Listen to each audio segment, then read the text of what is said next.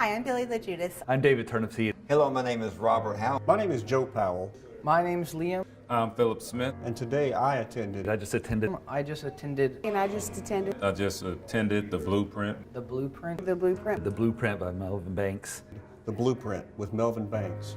I want to tell you that I came in here thinking that, well, I already had a blueprint. But you see, what I learned in this seminar was my blueprint wasn't quite as formed as I had thought.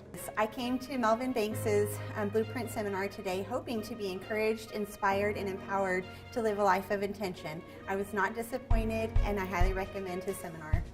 Now, being a motivational and inspirational speaker myself, I wasn't sure what I was in for. But today, I have to say, my life changed. And it taught me how to make a well-structured plan for my future. I've achieved success and advancement in my career, but I've been missing out on the joy.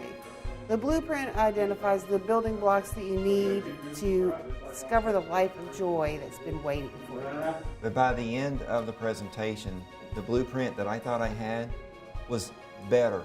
The blueprint for my life now is something that I'm more proud of. Two things.